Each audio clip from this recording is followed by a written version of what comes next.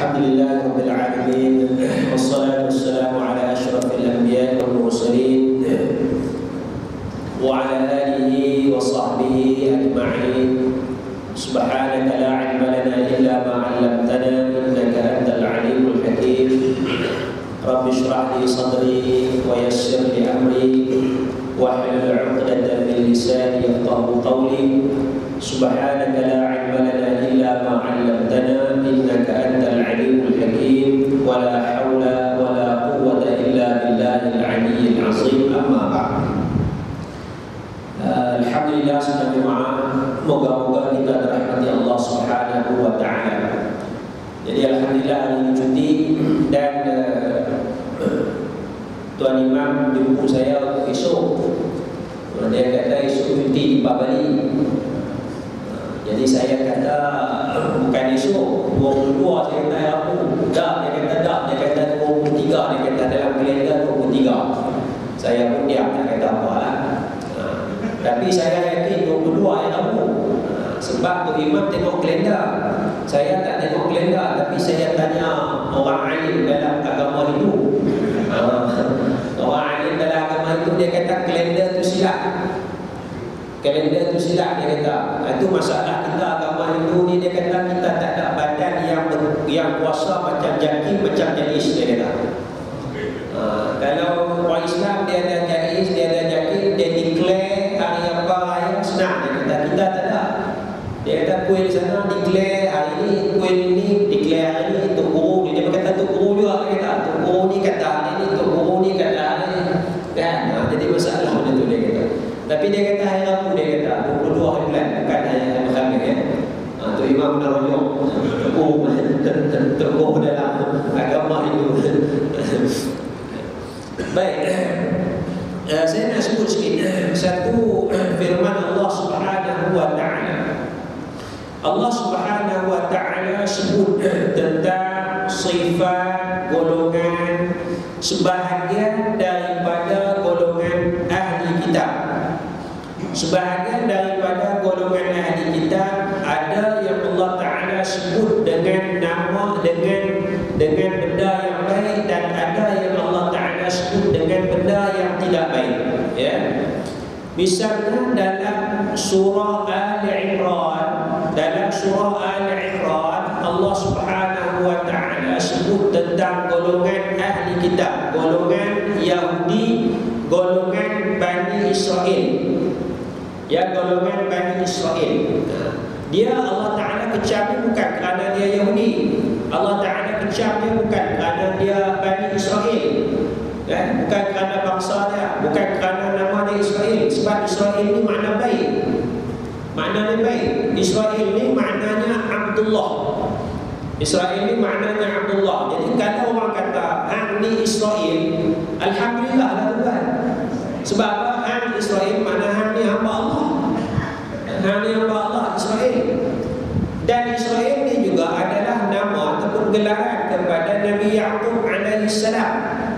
Gelaran kepada Nabi Yaqub alaihi salam. Allah taala sebut a'udzu billahi minasyaitonir rajim, kullu ta'am kana hillan li bani Israil illa ma harrama Israil ala nafsihi.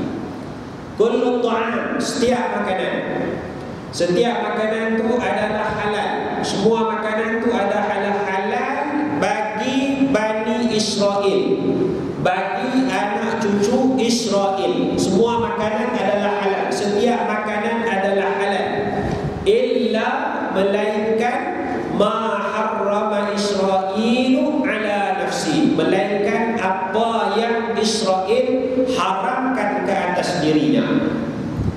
Israel itu Nabi Yaqub. Israel itu Nabi Yaqub. Bani Israel makna anak cucu kepada Nabi Yaqub alaihi salam. Jadi Israel itu sebenarnya makna yang baik. Sebab itu kita tengok dalam tafsir, Israel ini kata sebagian ulama maknanya hamba Allah, Abdullah. Kita pakai Abdullah, dia pakai Israel. Jadi orang kata kita Israel, kita ada masalah. Dan kalau kita nak kutuk pun jangan kutuk Israel. Israel itu Nabi Yaqub. Kita kena kutuk Zionis betul. Jangan kutuk Israel, kutuk Zionis. Sebab Israel dalam Quran Allah Ta'ala khususkan kepada Nabi Yaqub alaihi salam. Sama juga tuan-tuan macam bahlul. Kita duk kata bahlul, bahlul, bahlul. Ni bahlul semua, orang ni bahlul dan sebagainya. Bahlul ni pun orang baik lah. Bahlul ni orang baik. Sebab tu kalau kita pergi mana tanah Arab Syria, kita akan jumpa satu tempat atau satu perkuburan, dia tulis situ perkuburan Syekh Muhammad Bahlul. Saya pun tak tahu nak sebut Bahlul ke Uhlul ke, ya? Bahlul boleh, Uhlul boleh. Dan dalam kitab-kitab diceritakan nama dia Bahlul, Bahlul, Bahlul, ya? Uhlul ke Bahlul Bekwa. Dia hidup pada zaman Imam Syafi'i. Zaman Imam Syafi'i, sebab dia hidup pada zaman Khalifah Harun al-Rashid. Zaman Khalifah Harun al-Rashid. Imam Syafi'i hidup pada zaman Khalifah Harun al-Rashid. Jadi kita baca dalam cerita-cerita wali Allah, cerita-cerita orang soleh dan sebagainya, kita akan jumpa nama orang soleh, namanya Muhammad al-Bahlul. Dan Khalifah Muhammad al-Rashid itu tuan, bila dia lalu, dia nampak Bahlul Khalifah berhenti, tanya, sembang dulu, kan? Kita duduk jalan, menteri lalu, menteri berhenti tak tanya kita? Menteri berhenti tak tanya kita? Tak berhenti. Sebab kita orang tak kecil, kita tak bersama, kita kecil. Kalau kita besar, kita orang besar, kita ada pangkat, dan orang lalu, orang berhenti, tanya kita, akan bagi salam kat kita. Ni Bahlul, dia duduk jalan, Khalifah Amirul Mukminin lalu je, tengok Bahlul ni, Khalifah berhenti, bagi salam kat dia, tanya khabar kepada dia apa yang dia buat dan sebagainya. Ini Muhammad Bahlul. Jadi kalau orang kata kita Bahlul, terus aku kata apa? Alhamdulillah. Terus aku kata Alhamdulillah. Ya Allah, dia doa nanti, ya Allah, jadikanlah aku ni soleh macam hamba-Mu Muhammad al-Bahlul. Kita doa tu lah, terus doa orang kan. Sebab orang tak tahu cerita. Ini cerita Muhammad al-Bahlul. Barangkali orang kita nak kata Bahlul kerana ni lah, kerana dia ni lah, kan? Barangkali orang duk marah dulu, ataupun tuan kita marah kita, ni Bahlul. Barangkali dia nak doa baik, dia nak doa kita jadi soleh, supaya jadi soleh macam Bahlul ni, kan? Tapi mungkin kita salah faham, Allahu'alam. Pun ada versi cerita dia dan sebagainya, Allahu'alam, kan? Kita faham Bahlul ni dengan makna yang tak berapa elok. Sebagaimana Israel, kita faham dengan cara yang tak elok, Bahlul pun juga kita faham dengan cara yang tak elok. Satu cerita yang berlaku kepada Muhammad Bahlul, ya. Cerita dia, Khalifah Harun al-Rashid, dia berjalan. Cerita dalam kitab. Dia duduk satu, Khalifah Harun al-Rashid jalan bersama isteri dia Siti Zubaidah. Khalifah Harun al-Rashid jalan bersama isteri dia, adalah tentera berikut bersama dengan isteri dia Siti Zubaidah. Jalan dalam kota tu, jumpa Bahlul ni. Bahlul ni duduk apa? Bahlul ni duduk buat rumah. Bahlul ni duduk buat rumah kita boleh tanah, buat rumah sikit. Khalifah berhenti. Rombongan Khalifah berhenti. Maka Khalifah tanya dia, wahai Bahlul, kamu buat apa? Kamu buat apa? Bahlul kata, saya buat rumah. Isteri Khalifah Siti Zubaidah tanya kepada Bahlul, saya nak beli rumah ni, berapa harga ni? Saya nak beli rumah ni, berapa harga ni? Bahlul kata, harga rumah ni 10 dirham. Harga rumah ni 10 dirham. Siti Zubaidah ni bagilah duit 10 dirham. Jadi rumah tu jadilah milik dia. Rumah yang Bahlul tengah buat ni dapat kepada Siti Zubaidah. Khalifah Rashid dia tak tanyalah harga rumah tu, dia pun boleh beli kan, tapi dia tak teringin nak beli pun, kan? Dia ada istana. Bahlul buat rumah buruk ya, pondok lah, rumah kecil ya, kan? Jadi Siti Zubaidah beli dengan harga 10 dirham. Jadi Khalifah lepas tu pun jalan balik ke sana, apa makan balik, berehat di istana dia. Malam tu cerita kata Khalifah mimpi dia tengok satu rumah, dalam rumah tu ada isteri dia Siti Zubaidah. Dia tengok satu rumah, dalam rumah tu ada isteri dia Siti Zubaidah. Khalifah Harun al-Rasyid nak masuk dalam rumah tu sebab isteri dia ada dalam rumah tu, ya. Tapi bila dia nak masuk, ada pengawal juga, tak boleh masuk dalam rumah ni. Khalifah Harun al-Rasyid kata, ni rumah isteri saya ada dalam tu, kan? Rumah isteri dia boleh masuk kan? Pengawal kata tak boleh masuk. Ni rumah isteri kamu, bukan rumah kamu. Ni rumah isteri kamu, bukan rumah kamu. Isteri kamu dah beli daripada Bahlul tadi, harga 10 dirham. Rumah dia tak, tapi cantik lah. Dalam mimpi tu rumah tu sangat indah, sangat cantik. Rumah yang dibeli dengan harga 10 dirham. Jadi Khalifah tak boleh masuk. Dia minta tak boleh masuk. Akhirnya terjaga daripada tidur sampai pagi esok. Khalifah pun dengar orang dia jalan sebelah cari Bahlul, jumpa Bahlul. Wahai Bahlul, aku nak beli rumah kamu, harga dia berapa? Aku nak beli rumah kamu, harga dia berapa? Bahlul kata rumah dia harga 10,000 dirham. 10,000 dirham. Kalau semalam 10 dirham ya, isteri aku 10 dirham dia beli, hari ni pasal buat 10,000. Bahlul kata, semalam kamu tak tahu lagi nilai rumah tu. Kamu tak tahu nilai rumah tu, jadi isteri kamu beli 10 dirham, kamu tak terima nak beli pun, pandang pun tak mahu, kan? Hari ni kamu dah tahu dah nilai rumah ni, harga dia bukan 10 dirham lagi dah, kan? Kamu dah tahu nilai rumah ni, jadi harga dia 10,000 dirham. Ini cerita kata, betul tak betul wallahu a'lam, kan? Jadi kita nak ambil pengajaran, maknanya apa dia? Bani Israel ni baik hamba Allah. Bahlul ni pun orang baik, orang soleh, ya, orang soleh. Jadi saya nak sebut ayat Quran, Allah Ta'ala puji sebahagian golongan Yahudi, ya, sebahagian golongan Yahudi, sebahagian golongan ahli kitab dalam surah Ali Imran. Antara sifat mereka, bila mana Allah Ta'ala kata ada orang yang jahat, ada orang yang tipu, ada orang yang tulis kitab, dia kata kitab ini daripada Allah Subhanahu wa Ta'ala dan sebagainya, Allah Ta'ala menyatakan laisu sawa'a, mereka tu tidak sama semuanya. Ada yang jahat, tetapi ada juga di kalangan mereka yang baik. Laisu sawa'a, mereka tu tidak sama. Yang baik ni kata Allah, min ahlil kitab ummatun qa'imatun yatluna kitab Allah, yatluna ayatillah. Di kalangan ahli kitab satu umat, satu golongan yang membaca ayat-ayat Allah Subhanahu wa Ta'ala, yang membaca ayat-ayat Allah Subhanahu wa Ta'ala. Bila mereka baca al-lail, sepanjang malam, wahum yasjudun, hal keadaan mereka sujud.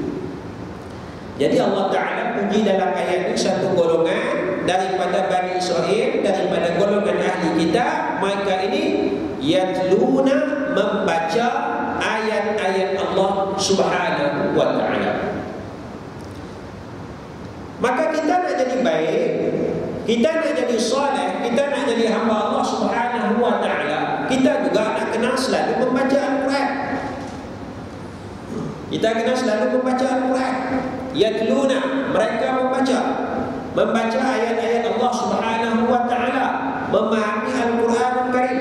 Tapi malangnya kita malas nak baca Quran. Kita tak rajin nak baca Quran. Sekarang kita nak masuk bulan Muharram.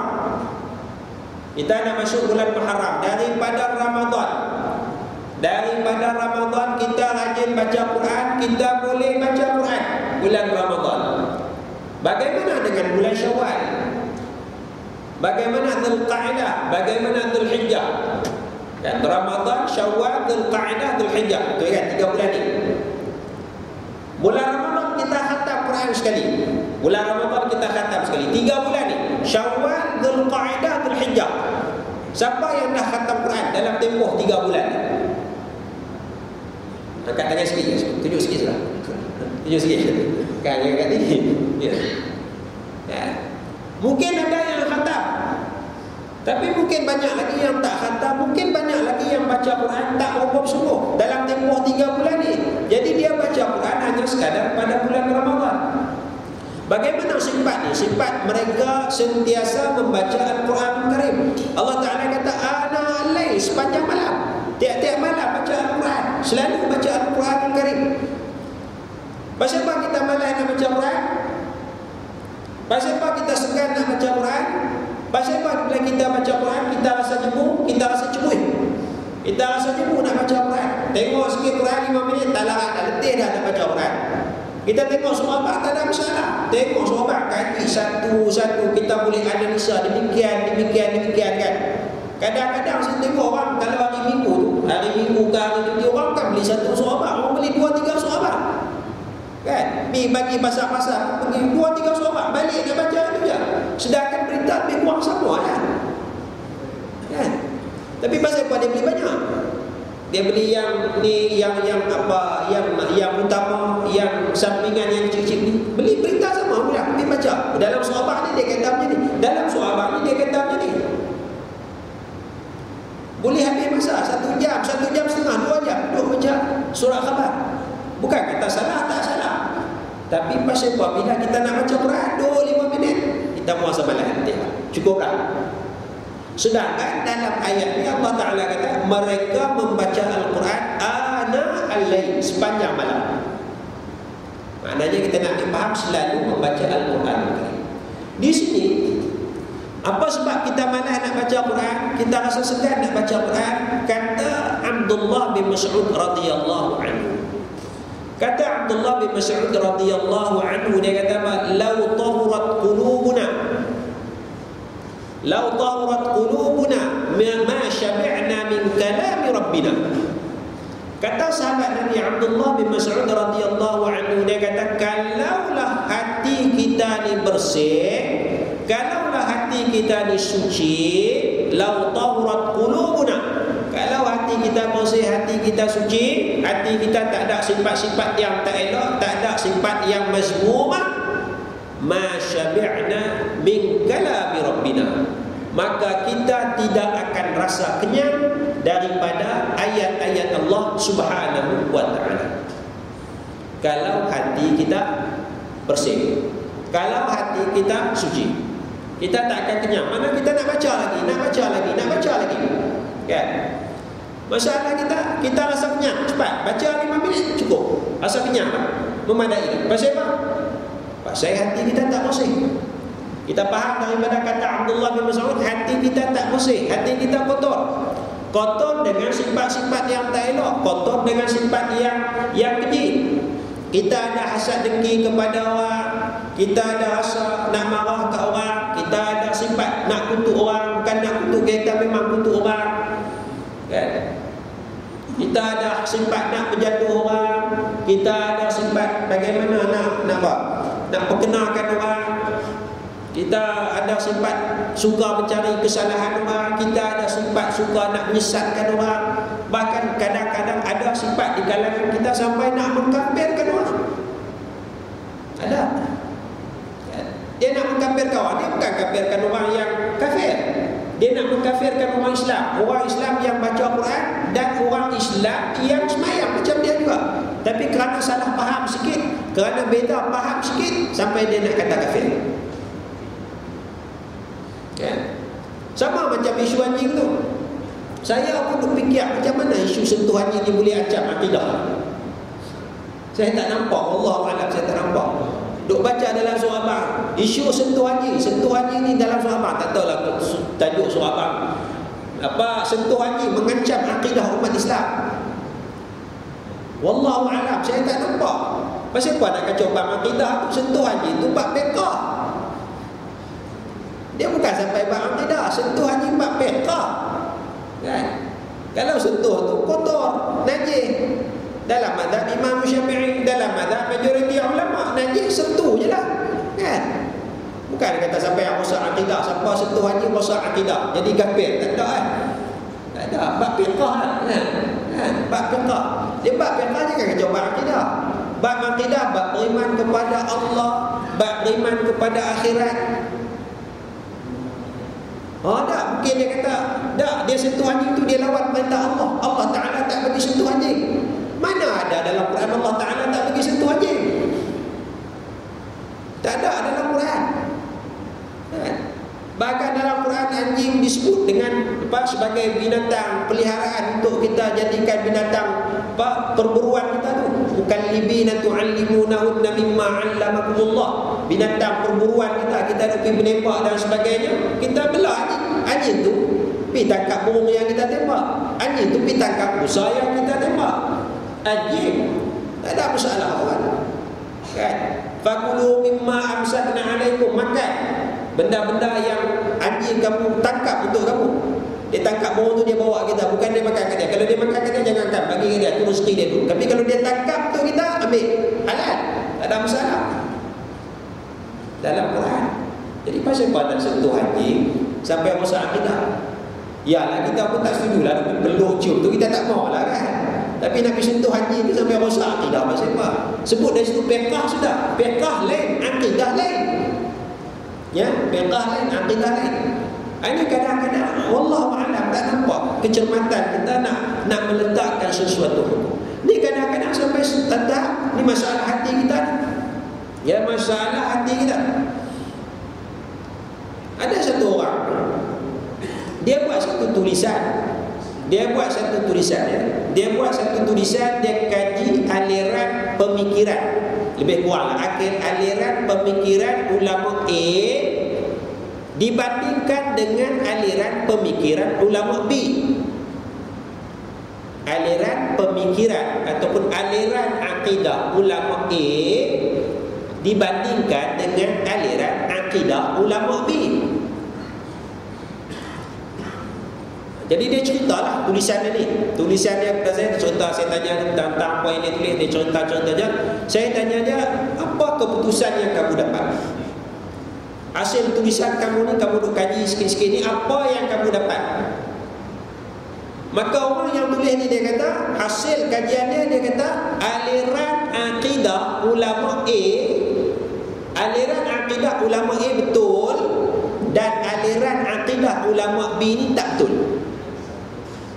Aliran akidah ulama A betul, aliran akidah ulama B tak betul.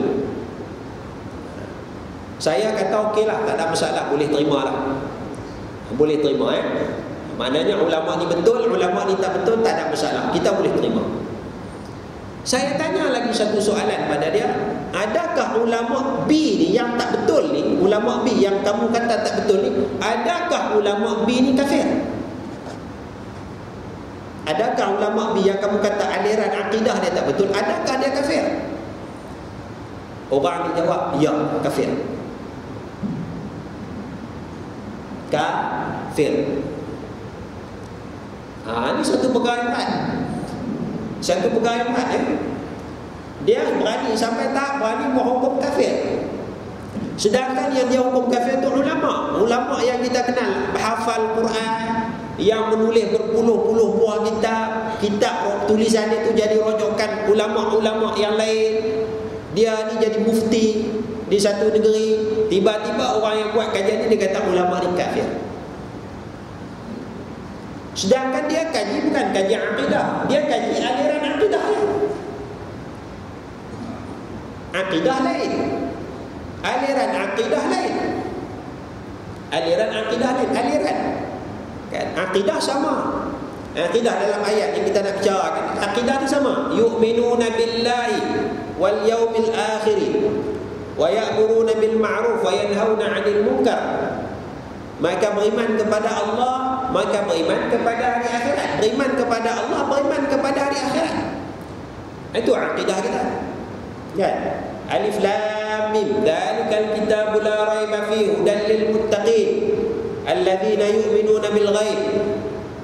Quran tu diturunkan tidak ada keraguannya. Beriman kepada Quran, beriman kepada perkara-perkara ghaib, beriman kepada kitab-kitab sebelum Nabi Muhammad sallallahu alaihi wasallam. Beriman kata tiada Tuhan melainkan Allah, beriman Muhammad itu Rasulullah, beriman tentang kewujudan hari akhirat, beriman tentang qada dan qadar, beriman kepada para malaikat, beriman je.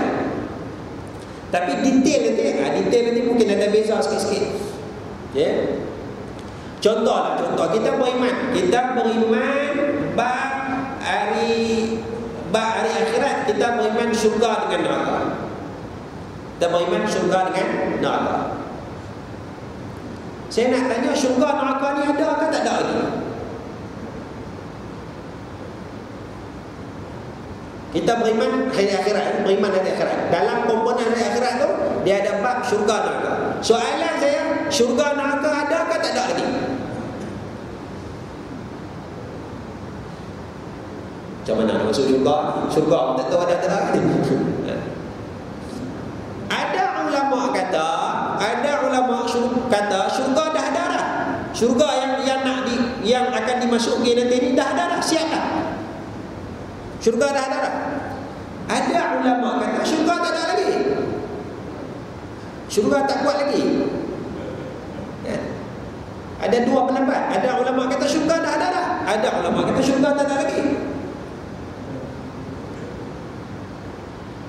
Ulama yang kata syurga dah ada, dia beriman tak tentang syurga neraka?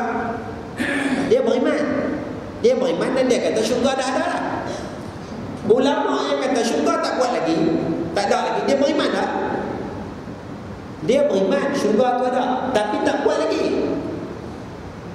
Allah Ta'ala belum buat lagi, tapi ada, confirm ada, tapi belum buat lagi. Masing-masing beriman. Cuma yang ni kata dah ada, yang ni kata belum ada lagi. Malangnya, kadang-kadang setengah orang dia kata, dia faham kata syurga dah ada, dia akan tuduh siapa kata syurga tak ada, kafir. Sedangkan ulama yang kata syurga tak ada lagi itu, dia bukan kata menafikan syurga, dia kata syurga ada, cuma Allah Ta'ala belum buat lagi. Beza. Ya. Ini kata aliran akidah tu, pemikiran kan. Jadi pemikiran macam ni, pendapat macam ni bukanlah sampai bab akidah, kan? Tak sampai bab akidah nak mengkafirkan. Baik, contoh kedua, kita katalah bab masuk syurga. Katalah kita boleh masuk dalam syurga, kita mati dulu. Orang lelaki mati dulu. Biasa orang lelaki mati dulu lah. Orang lelaki mati dulu, lepas kita mati, isteri kita pun habis iddah 4 bulan 10 hari, dia kahwin dengan orang lain pula. Dia kahwin dengan orang lain. Maknanya kali kedua lah, bekas isteri kita kahwin kan, bekas lah kan? Kalau isteri kita tak boleh kahwin dengan orang lain lah. Bekas isteri kita kahwin dengan orang lain, mati pula suami dia yang kedua. Lepas mati suami yang kedua, habis iddah 4 bulan 10 hari, dia kahwin pula kali yang ketiga. Habis isteri kita pun mati dengan suami yang ketiga. Sampai akhirat nanti, bangkit di akhirat pada mahsyar, bangun sampai di akhirat nanti, hisab semua, kita masuk syurga, isteri kita pun masuk syurga juga. Dua orang suami dia pun masuk syurga juga. Siapa yang akan jadi kepada suami kepada ni? Semua isteri mesti tu. Dia ada 3 suami kan? Siapa akan jadi suami dia di akhirat ini? Siapa akan jadi suami dia? Sebab dia ada 3 suami.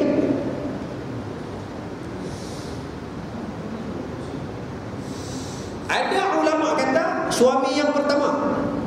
Ada ulama kata suami yang pertama itulah suaminya di akhirat nanti. Kalau kita suami yang pertama, okey lah. Ada ulama kata suami yang terakhir, suami yang ketiga yang terakhir. Kita yang pertama, yang kedua tak kira, pasal kita habis dah terputus. Yang ketiga, yang terakhir. Ada ulama kata perempuan tu boleh pilih mana-mana yang dia nak. Dia boleh pilih mana-mana yang dia nak. Nampak? Ada ulama kata yang pertama, ada ulama kata yang terakhir, ada ulama kata yang dia boleh pilih mana-mana. Maksud saya, kalaulah kita ambil mana-mana pandangan ulama. Ambil pandangan mana-mana ulama. Kita kata yang pertama, kawan kita kata tak, yang ketiga. Ya. Kawan semalam kita kata tak, perempuan tu boleh pilih mana-mana. Adakah rosak imannya? Adakah rosak imannya? Tak rosak imannya. Sebab apa? Sebab itu cabang akidah. Itu pendapat-pendapat dalam isu-isu akidah, aliran-aliran akidah. Ulama ni kata yang pertama, ulama ni kata yang terakhir, ulama ni kata ikut suka. Saya jawab, tak kisah yang pertama ke, yang ketiga ke, yang penting masuk syurga. Yang penting masuk syurga dulu. Duk kira yang pertama ke, yang ketiga tak, masuk syurga. Kita kira dia lah di syurga nanti. Yang masuk syurga, tengok-tengok isteri kita ada ke tak ada? Ada, alhamdulillah. Kan? Kalau tak ada, tak apa. Tak apa, cuma nak akan minta lain kepada Allah. Masuk-masuk 3 orang. Isteri kita kahwin dengan 3 orang suami, masuk-masuk 3 orang ada. Aku suami dia yang pertama, aku yang kedua. Siapa nak dia lah? Tak apa lah. Siapa nak ambil lah. Minta yang lain kepada Allah. Begitu juga orang perempuan, dia masuk dalam syurga, cari suami dia, cari mana suami dia tak ada ni. Janji dah dulu. Janji lalu kita masuk syurga sama-sama. Masuk kita ni tengok tak ada. Tanya orang, tanya malaikat, ada tak nama sekian? Malaikat kata tak ada. Dalam neraka. Neraka mana? Neraka Jahannam. La ilaha illallah. Nampak kan? Tak apa, tak ada masalah. Tu nasib dia. Nasib suami kan? Habis perempuan tu minta lain lah kepada Allah. Apa masalah? Ini aliran akidah tu ya. Faham pendapat-pendapat dalam isu akidah. Jadi sini kita nak baca Quran, kita nak rasa khusyuk baca Quran, kita nak selalu baca Quran, kita nak kena bersihkan hati kita. Perbezaan pendapat di kalangan ulama kita hormati, ya. Kita tak ada hasad dengki kepada orang, kita tak ada rasa nak kutuk orang, kita tak ada rasa nak menjatuh orang, kita tak ada rasa nak zalim kepada orang, kita tak ada sifat bakhil, sifat kedekut, kan? Dalam kita bagi sedekah tu, kita tak ada lah kita nak kutuk orang yang minta sedekah dan sebagainya. Imam kita baca tadi ayat Quran sebut tentang masalah orang bagi sedekah. Orang bagi sedekah ya, bagi sedekah dia tidak ungkit-ungkit dan dia tidak menyakiti orang yang minta sedekah. Kalau kita ungkit pun tak baik juga, hati kita kotor. Ya, hati kita kotor. Kalau kita bagi sedekah, sambil kita bagi sedekah tu kita marah kat orang minta sedekah. Kita marah kat orang minta sedekah, kita kutuk dia. Kan? Kerja minta sedekah, kerja lain tak buat kan? Kita kutuk dia. Kita menyakiti hati dia. Itu pun membatalkan amalan kita. Sebab hati kita tak bersih, hati kita kotor. Jadi ini antara punca kenapa kita rasa malas nak baca Quran. Balik kepada perkataan Abdullah bin Mas'ud radhiyallahu anhu, "Law tahurat qulubuna ma syabi'na min kalami rabbina." Kalaulah hati kita bersih, hati kita suci daripada sifat-sifat yang tak elok dan sebagainya, ma syabi'na min kalami rabbina. Nescaya kita tidak akan rasa kenyang daripada ayat-ayat Allah Subhanahu wa taala. Tak akan rajin baca Quran. Sebab itu tuan-tuan, kalau kita nak tahu hati kita ni bersih ke tidak, kita nak tengok hati kita ni bersih ke tidak, nak pastikan tanda dia, kita tengok kita ni rajin tak baca Quran. Kita ni rajin tak baca Quran. Kalau kita rajin baca Quran, insya-Allah itu tanda hati kita bersih.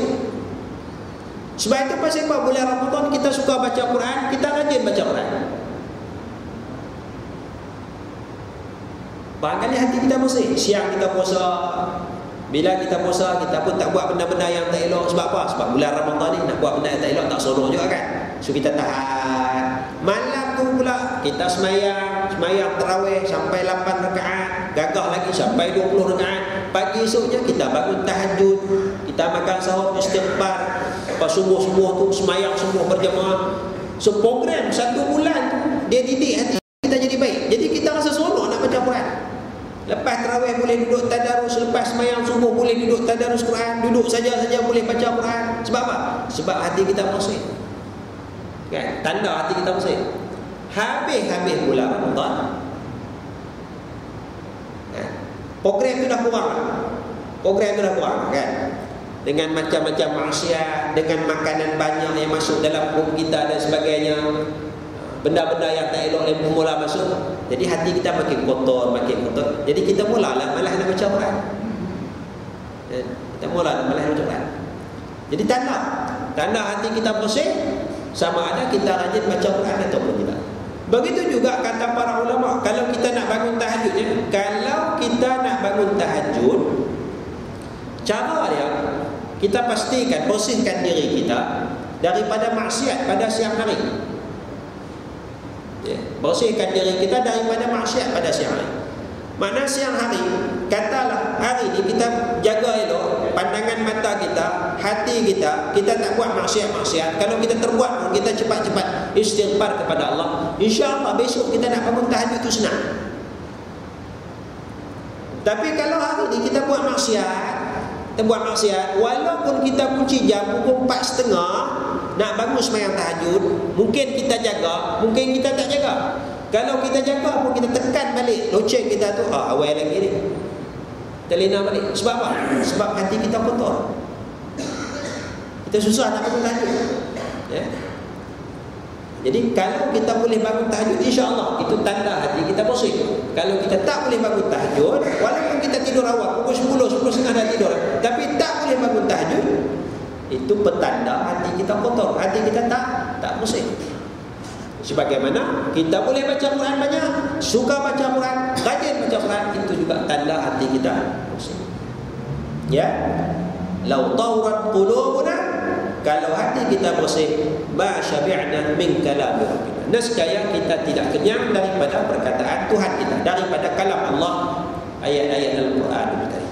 Sebab itu diceritakan orang-orang dulu, orang-orang soleh dulu, bila habis kerja dia, balik daripada kerja dia, balik daripada pasar, bila sampai ke rumah, dia akan buka Al-Quran. Sampai rumahnya duduk sesejak, dia akan buka Quran, duduk baca Al-Quran. Orang dulu, orang soleh dulu, ya. Sampai Quran tu katanya buruk, sebab dia sengaja buka Quran, baca Quran. Kita ni Quran baru. Kan? Quran kita kat rumah kita 3-4 buah semua baru elok. Orang datang ziarah rumah kita, Allah eloknya Quran ni baru beli kat mana. Kita pun dengan bangga cerita tu lah, lama dah beli Quran ni, kat 10 tahun dah, elok lagi, alhamdulillah. Pasal apa elok? Pasal tak bersih, pasal tak sentuh, pasal tak baca. Kita duk cerita 10 tahun dah beli Quran tu duk elok macam tu kan. Tak ada koyak, tak ada lah kata nak itulah lah kualiti semua. Kalau nak beli, kena beli kedai ni kita, kan, cetakkan dia. Pasal kita tak baca kan. Kalau beli Quran, setahun beli Quran tu lusuh dah. Bagus kan? Bagus lah tu. Mana kita selalu baca Quran, koyak sana, koyak sini, kita dah baca Quran je tu. Ni 10 tahun maintain Quran, 20 tahun Quran tu tak koyak masuk. Makna kita tak baca Quran. Jadi ulama dulu, generasi awal tu, Quran mereka koyak khabar kan? Pasal apa?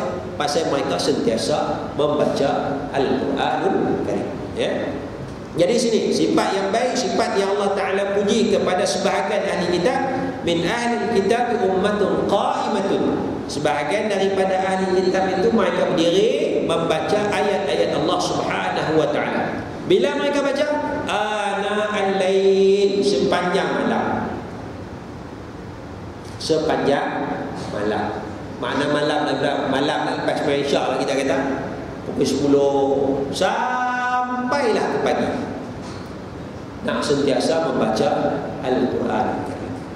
Boleh buat sepanjang malam ya.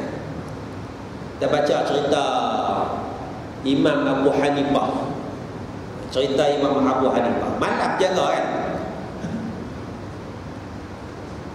Sembahyang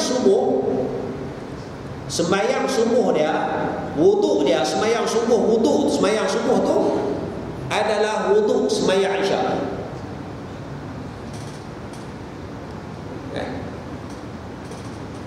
Makna dia tak ambil dah. Dia nak sembahyang subuh pukul 5.30 tadi ni, dia tak ambil wuduk dah. Dia kira wuduk semalam. Maknanya dia lena kan tak lena? Dia tak lena lah. Sebab kalau lena, wuduk batal kan tak batal? Wuduk batal. Lena 3 jam takkan tak batal wuduk pun. Kan? Dia kata tak, aku lena tadi pukul 11, bangun pukul 5. Dia kata tak ada. Masa lena tadi terlentang, bangun pun terlentang. Batal. Kan? Sampai 5 jam takkan tak pusing langsung kan? Yang kata tak batal tu kalau 5 minit terlelap mata. Lena yang tak ubah papan pukul tu 5 minit tak ubahlah papan pukul sampai 5 jam, takkan tak bergerak langsung kan? Batal tu. Jadi dia wuduk sembahyang Isyak boleh maintain, boleh jaga sampai wuduk sembahyang subuh. Dia sembahyang subuh lewat kan? Ada orang sembahyang subuh lewat kan? Dia lena sampailah Isyak pukul 5.45, pukul 5 baru dia sembahyang subuh, sembahyang Isyak. Yang tu kalau kita buat pun boleh juga. Cerita aku, saya alhamdulillah subuh pagi tadi wuduk Isyak malam tadi. Malam tadi pelik wuduk Isyak tadi malam tadi dapat penipu kan. Wuduk Isyak tadi. Orang ingat malam tadi Isyak kan. Tu cerita kat orang Isyak tadi buat bayar Isyak pukul 5 pagi kan. Maka tercatat dah dalam sejarah kita, catatan sejarah kita ni hamba Allah yang soleh. Wuduk sembahyang subuh adalah wuduk sembahyang Isyak. Kan? Tapi takkanlah imam baru lepas nak sembahyang Isyak lewat pun tak lewat mana lah. Kita katalah Isyak pukul 8.30, mungkin Imam Abu Hanifah habis mudzakarah dia, habis majlis ilmu, mungkin dia sembahyang Isyak pukul 10 kan, katalah lebih kurang pukul 10.30 dia sembahyang Isyak kan? Lebih kurang kita kata, andaikan macam tu lah.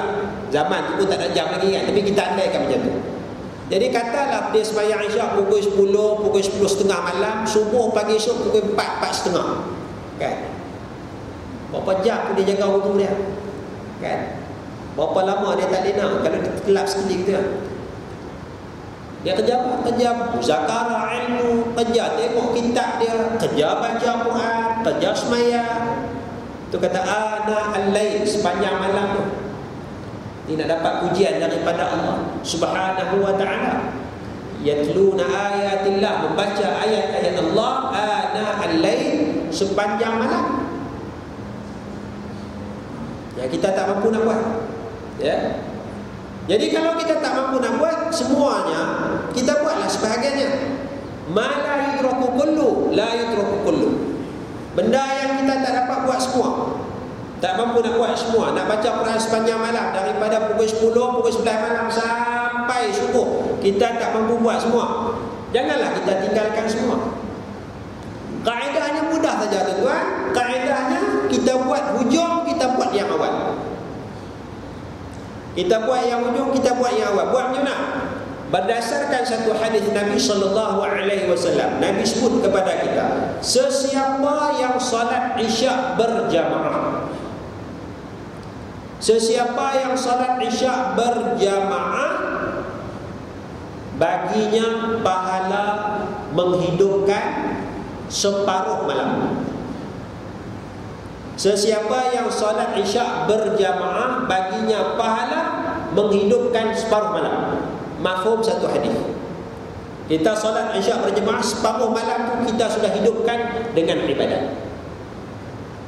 Kemudian hadis sambung lagi, sesiapa yang salat subuh berjamaah, sesiapa yang salat subuh berjamaah, baginya pahala menghidupkan seluruh malam. Sembahyang Isyak separuh malam, subuh berjamaah seluruh malam. Ya. Jadi kita nak dapatkan menghidupkan seluruh malam dengan ibadat tu, cara dia sembahyang Isyak berjamaah, datang masjid, datang surau. Sembahyang subuh pagi esok berjamaah, datang masjid, datang surau. InsyaAllah malam tu seolah-olah kita telah hidupkan dengan ibadat kepada Allah Subhanahu wa taala. Cara mudah bukan makna kita nak tak lena dah. Cara mudah. Isyak berjamaah, subuh pagi esok berjamaah.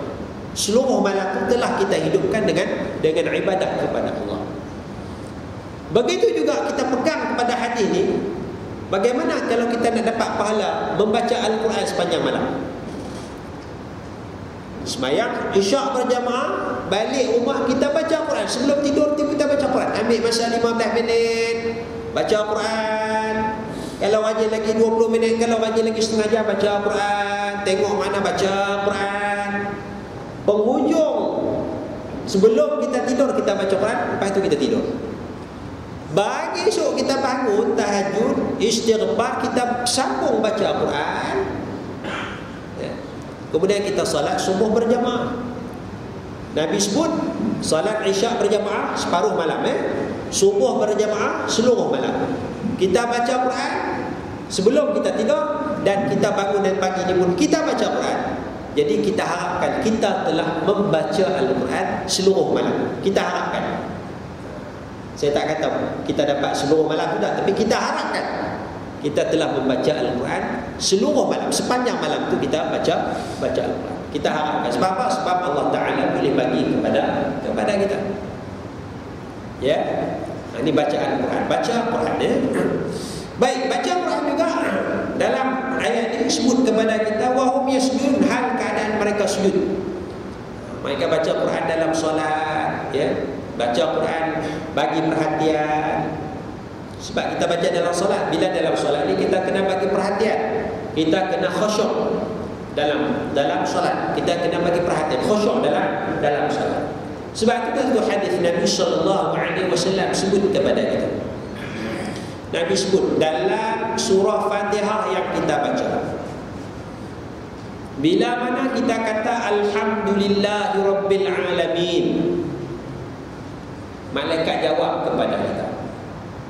Bukan malaikat, Allah Ta'ala jawab kepada kita. Allah Ta'ala jawab, hamba aku dipuji aku.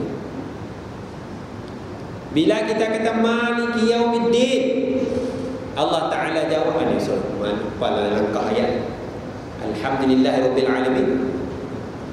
Ar-Rahmanir Rahim, bila kita kata Ar-Rahmanir Rahim, Allah Ta'ala jawab, hamba aku dipuji aku. Hamidani 'abdi, athna 'alayya 'abdi, hamba aku dipuji aku. Bila kita kata maliki yaumiddin, Allah Ta'ala jawab, hamba aku dipuji aku. Allah Ta'ala jawab. Tiap-tiap ayat yang kita baca, Allah Ta'ala jawab. Bila kita kata iyyaka na'budu wa iyyaka nasta'in, Allah Ta'ala jawab, inilah pembeza di antara aku dengan hamba aku. Bagi hamba aku apa yang dia minta. Bagi hamba aku apa yang dia minta. Apa yang kita minta? Ihdinas siratal mustaqim. Apa yang kita minta tu Allah Ta'ala. Jadi jangan kita heran macam mana Allah Ta'ala nak jawab ni, kan? Ya, makmum sini baca alhamdulillah, yang sebelah sana baca maliki yaumiddin, yang sebelah sana baca iyyaka na'budu dah, kan? Yang belakang saf dua baru nak bismillahirrahmanirrahim, kan? Macam mana Allah Ta'ala nak jawab? Betul Allah Ta'ala nak jawab. Ni baru masjid ni, masjid lain pula, surau lain pula. Kita jangan petikai kuasa Allah. Jangan petikai kuasa Allah. Satu, jangan petikai kuasa Allah. Yang kedua, jangan duk fikir macam mana Allah Ta'ala nak jawab. Allah Ta'ala tak suruh kita fikir, Nabi pun tak suruh kita fikir, Pak. Yang kedua, hadis tu nak suruh kita bagi perhatian. Kita sedang bercakap dengan Allah, kita sedang bermunajat dengan Allah Subhanahu wa Ta'ala. Bila kita kata alhamdulillah, Allah jawab tu. Bila kita kata Rahman, Allah jawab tu. Sendiri masing-masing Allah Ta'ala jawab tu, cukup, kan? Kan kita nak fikir bagaimana Allah Ta'ala jawab tak? Hadis Nabi, maksud Nabi, hadis Nabi tu nak suruh kita bagi perhatian kepada solat, khusyuk dalam solat.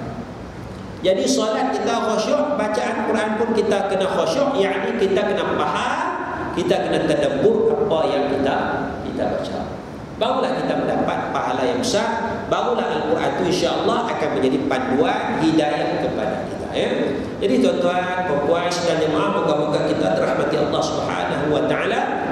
Satu ayat yang saya nak sebutkan ialah bagaimana kita kena sentiasa membaca Al-Quranul Karim. Lazimkan membaca Al-Quranul Karim. Cuba faham Al-Quranul Karim. Ambil satu surah, fahamkan makna dia, hafal dan amalkan apa oleh Allah Subhanahu wa taala. Insya-Allah bila kita baca dapat pahala, bila kita faham kita dapat beramal, bila kita beramal kita patuh perintah Allah Subhanahu wa taala. Wa ulaika minas salihin. Ujung ayat tersambung-sambung Allah Taala kata itulah mereka daripada golongan yang saleh, golongan yang diridai oleh Allah Subhanahu wa taala. Moga-moga Allah memberi hidayah dan taufik kepada kita.